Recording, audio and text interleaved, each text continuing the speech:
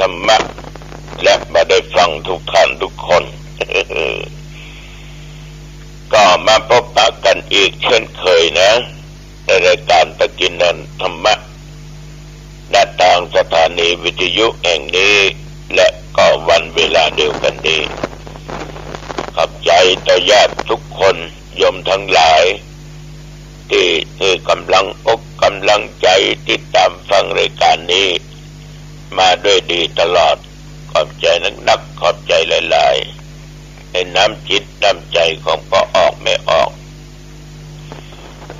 ก็เหมือนกับว่าอย่างแม่บัวใสหนอ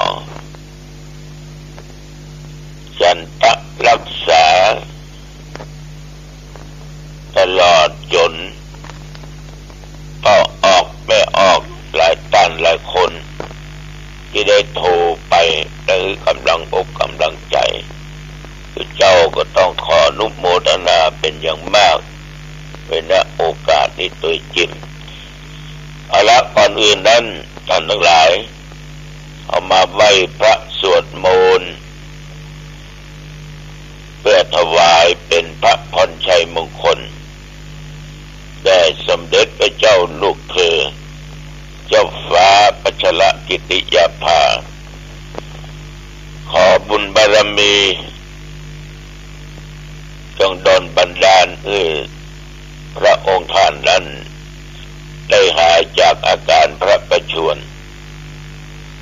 มีพระสุขภาพพลามัยแข็งแรงดีมีพระชนมายุยิ่งยืนนานเวลาสวดก็ขอญาติโยมทุกท่านตั้งอกตั้งใจตั้งอกตั้งใจตั้งจิตแผ่เมตตาเด้อเอาไหว้พระต่อไปอะระหังสัมมาสัมพุทโธภควาพระผู้มีพระภาคเจ้าเป็นพระอรหันต์ดับเพลิงกิเลสเพลิงทุกข์สิ้นเชิงตรัสรู้ชอบได้โดยพระองค์เองพุทธังภวันตังอภิวาเทมิข้าพเจ้าอภิวาทพระผู้มีพระภาคเจ้าผู้รู้ผู้ตื่นผู้เบิกบานกราบพระพุทธสวากขาโตภควตาธัมโมพระธรรมเป็นธรรมที่พระผู้มีพระภาคเจ้าตรัสไว้ดีแล้วธัมมังนัมสสามิ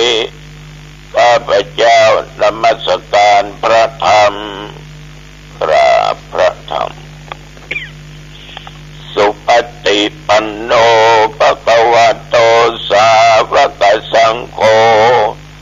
พระสงฆ์สาวกของพระผู้มีพระภาคเจ้าปฏิบัติดีแล้วสังฆังนัมมามิข้าพเจ้านอบน้อมพระสงฆ์กราบพระสงฆ์นะโมตัสสะภะคะวะโตขอนอบน้อมแด่พระผู้มีพระภาคเจ้าพระองค์นั้นอะระหะโตซึ่งเป็นผู้ไกลจากกิเลสสัมมาสัมพุทธัสสะตรัสรู้ชอบได้โดยพระองค์เองนะโมตัสสะภะคะวะโตขอนอบน้อมแด่พระผู้มีพระภาคเจ้าพระองค์นั้นอะระหะโตซึ่งเป็นผู้ไกลจากกิเลสสัมมาสัมพุทธัสสะตรัสรู้ชอบได้โดยพระองค์เองนะโมตัสสะภะคะวะโตขอนอบน้อมแด่พระผู้มีพระภาคเจ้าพระองค์นั้นอะระหะโต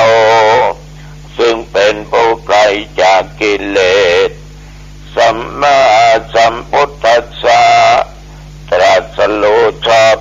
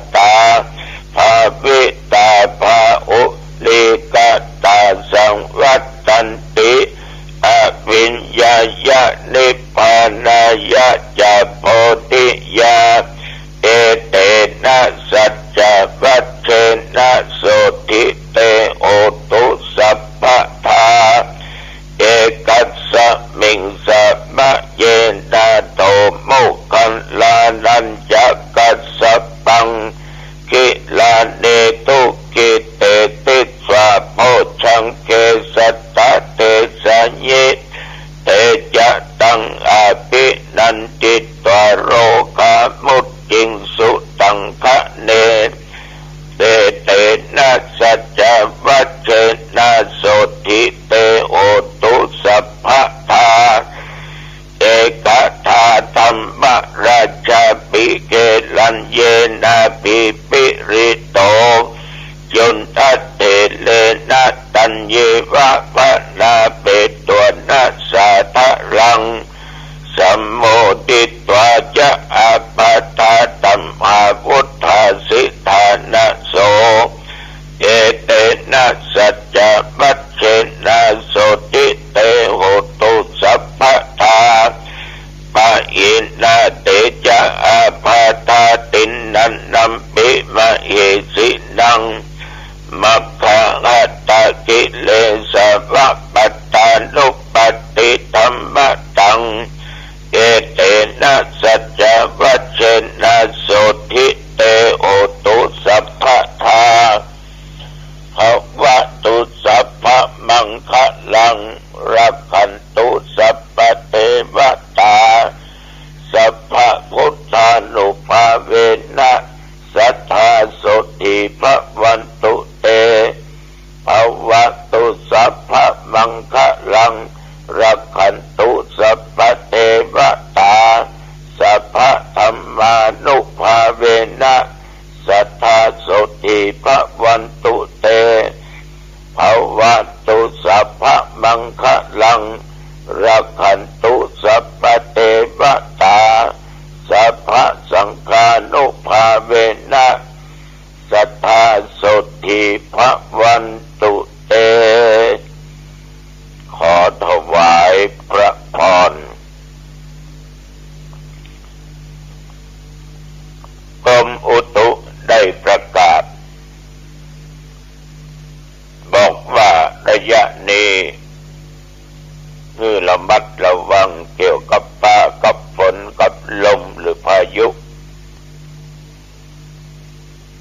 สำหรับบริเวณใกล้เคียงและวัดหนองตองนั้นกรมอุตุประกาศว่าแต่ว่านี้ญาติโยมกินข้าวตอนได้สักบินสักเมื่อ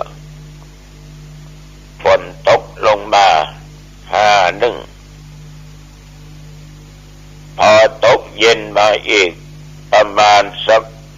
6 โมงปลายสักน้อยลงมา5 วันเล่นแต่ว่าบ่มีลมอยู่ตามปกตินักแกประเจตกกับวัดหนองตองตำบลหนองตองใกล้เคียงตั้งขันแก้วบ้านควนหัวลายสันปะตองสุพหานปลานวันนี้ตกหมดนะสำหรับอุณหภูมินั้นก็25 องศาแต่ต้องขออนุโมทนาต่อญาติต่อโยมท่านผู้ฟังทั้งหลายทุกท่านทุกคนที่ได้ให้กำลังอกกำลังใจต่อทุกเจ้าในการที่จะจัดซื้อหาเครื่องมือการแพทย์เครื่องช่วยหายใจไว้ณที่ห้อง ICU โรงพยาบาลหางดงก็มีแม่บัวพัดกองสีสันเขาแคบนี่เป็นก็ทำมา500 บุญแม่ดวงมาลัยปัญโยสันเขาแคบอีก300 บุญแม่ลำดวนบุญช่วยค้ำบ้านหลวงเหนืออำเภอดอยสะเก็ดเชียงใหม่300 บุญแม่บัวคำยาวันณศรีตลาดต้นโจกหนองตอง500 บุญแต่ว่ามีโยมโทรมาจากบ้านปะตึงหลวงปู่ล่าสันกำแพง อุยป้อก็จะร่วมในการจัดซื้อเครื่องช่วยหายใจเครื่องมือการแพทย์ถ้าได้บางวันนอกอันนี้ก็จะแจ้งมาและมีโยมตะวันนี้กำลังชุลมุนวุ่นวายกำลังเดินทางออกจากวัดจากว่าไปกิจนิมนต์ฝนก็ตกวันนี้ไปจะโทรมาอีกต้องขอขอบใจต่อญาติต่อโยมทุกท่านทุกคนไว้ณโอกาสนี้อายุวันโนสุขังพลังขอมีอายุมั่นยืนยาวมีผิวพรรณวรรณะอันเปล่งปลั่งมีความสุขกายสุขใจไปทิศใดใต้เหนือทุกออก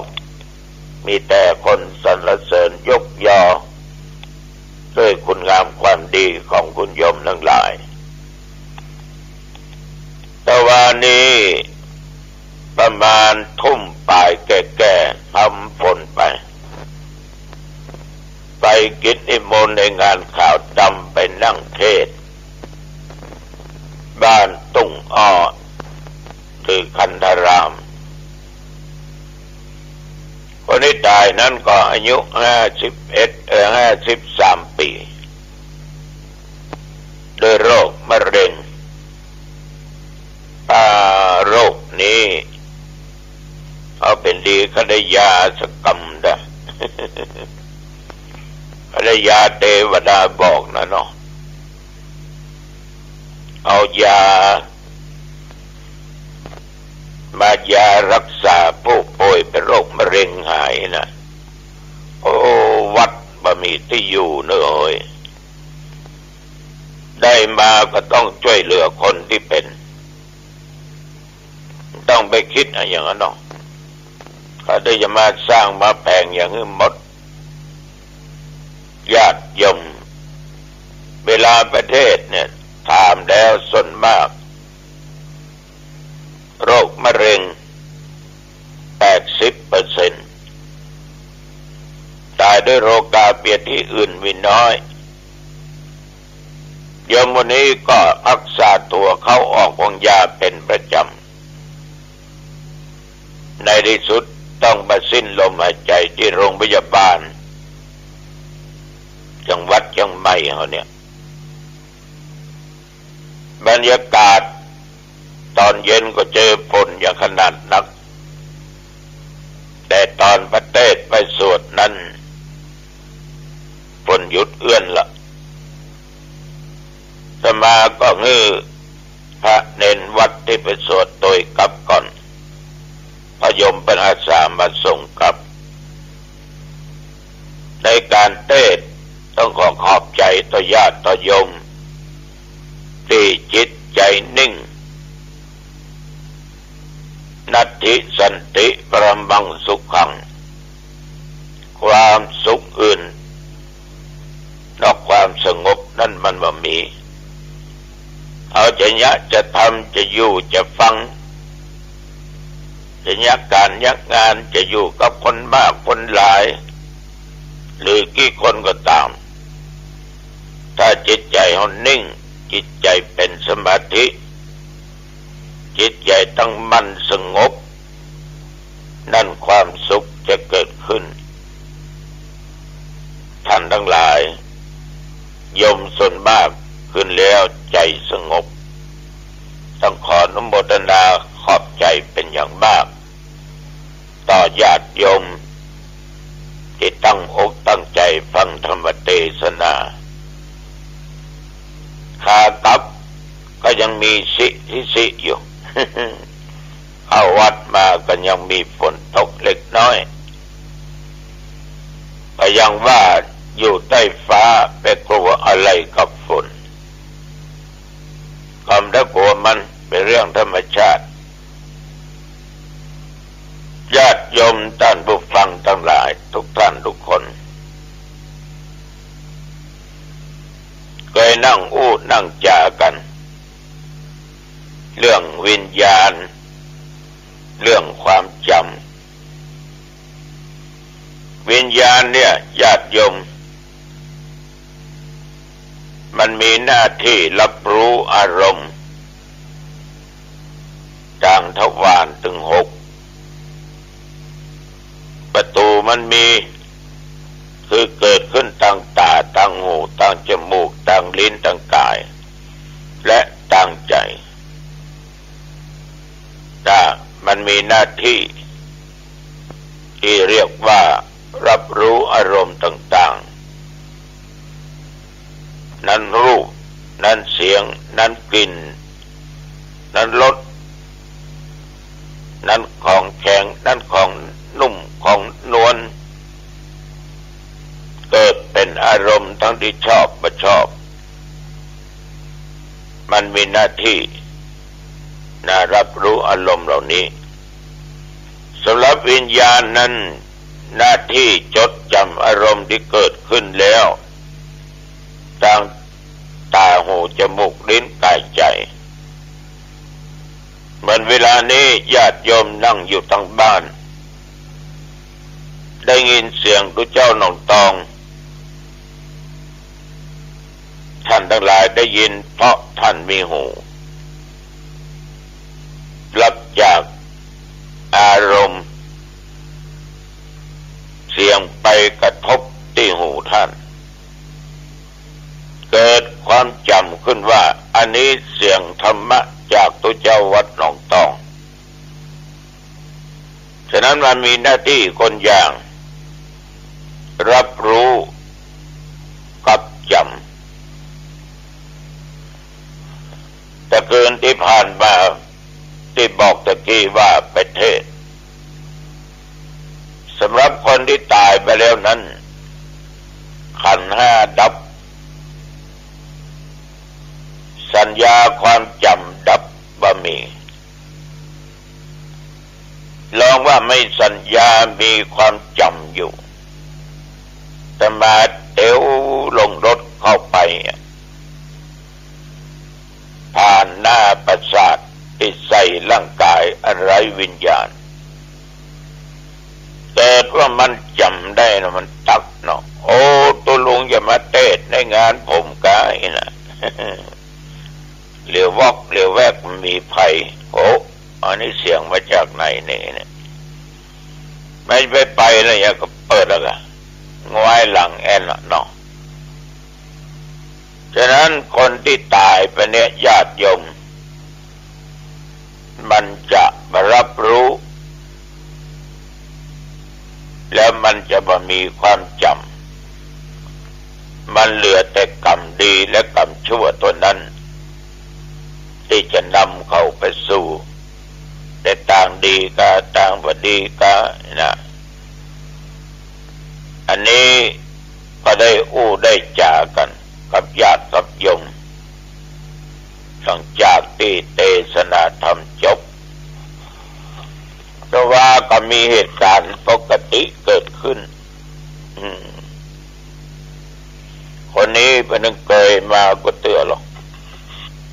เดือน2 เดือนหรือเดือนไหนบางเดือนก็มาเตือน2 เตือนแต่มาก็นอนอยู่บนเตียงหันละว่าเปิ่นมาพอมาก็เอากระแต่งทำหลับตาเนาะได้ยินเสียงเปิดประตูเข้ามาถึงปุ๊บยืนอยู่ปลายตีนตัวหลวงครับเมื่อละน้อมได้มาหาตัวหลวงสบายดีกว่าครับสบายดีมาเมื่อใดน่ะมาไปเดือนนะครับตัวลุงไม่จะหลับนะสงสัยผมฟังตัวลุงเทศออกวิทยุเสียงตัวลุงจัดดีเหมือนกันลงม่วนลงได้แม่ผมจะให้ไปปิดผมเดือดแม่ผมเลยจะไปปิดฟังตัวลุงเทศนี่เอาตัวลุงเทศม่วนนะขอตังสาว เอาถึงหูละขอตังสาวก็เลยเอาเหรียญ10 หรือ 2 ตัวนี่20 บาทเนอะ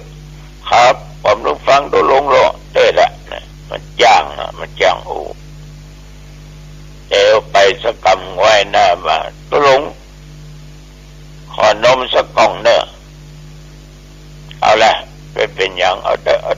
ตามสบายยกไปดึงแพ็คเดี๋ยววอกเดี๋ยวแวบพ่ออย่างแถมเจ้าอย่างแถมอันของกินมีว่ามีแล้วก้าหลวงพ่อที่โต๊ะร้องผลปรากฏว่าอาหารเนี่ยมันหมดไป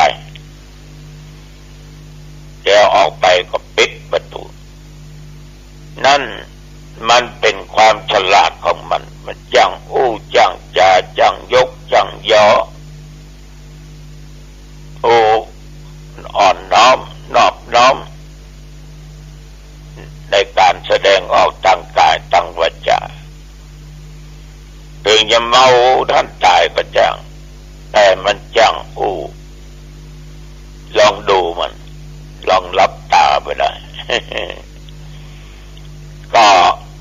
โยมทั้งหลายทุกสิ่งทุกอย่างเนี่ยมันก็อยู่ที่อารมณ์ของเขาเขาได้ยินเสียงจำทันทีว่ามาแล้วตาได้หันจำแม่นสัญญาเกิดขึ้นทันทีทันใดแต่อารมณ์ร้ายของเขานะจะไปเกิดอารมณ์ต่างร้ายด้วยความพึงพอใจเมื่อพึงพอใจเนี่ยมันจะยะไปเลยจะด่าจะว่าเพิ่นฉะนั้นต้องเอาชนะอารมณ์ร้ายๆนี้ได้แต่มาซ้ำดีใจยิ้มเมื่อมันเคยหัวมันเนี่ยเอาก็มีความสุขขอนมกล่องเลื่อนไปถึงแพ็คจังมันเถอะมันจะไปให้แม่มันกะ3 บาทคำว่ากินข้าวก็กินเหล้า2 อย่างนะก็จ้างมันเรื่องของสัตว์โลกเรื่องของกรรมของเวรแต่ละบุคคลเขาไม่สามารถที่จะไปแก้ไขให้เขาได้นอกจากตัวเขาแก้ไขให้แก้ตัวเองโดยการเพิ่มคุณงามความดีไปสามารถลดสิ่งเหล่านี้ไปได้แต่คำว่าลดไม่ใช่ว่าล้างหมดใช่นะความดีความชั่วทำไว้มากใดมันก็มีแต่ความดีนักขึ้นญาติโยมท่านผู้ฟังสิ่งเหล่านี้ขอฝากไปเนิ่นจะไปใจอารมณ์ในทางที่ผิดเอาละวันนี้จะไปมาเป็นเวลาพอสมควรอายุวันโนสุขังปัดลังพบกันใหม่โอกาสหน้าเจริญพรขอสัพพมงคลจงเกิดแก่ท่านทั้งหลายมีสติพิจารณาว่าร่างกายของเรามันเกิดความเสื่อมตลอดเวลาร่างกายของเรามันเปลี่ยนแปลงตลอดเวลาร่างกายของเราตกอยู่ใต้อำนาจความแก่ความเจ็บความตายชีวิตของเราร่างกายของเราหากเราไม่ดูแลเราไม่รักษาเราไม่พิจารณาเราก็ไม่รู้ว่าสิ่งที่มันเกิดขึ้นกับร่างกายของเราสิ่งที่ประกอบเป็นร่างกายของเรานั่นเกิดจากการปรุงแต่ง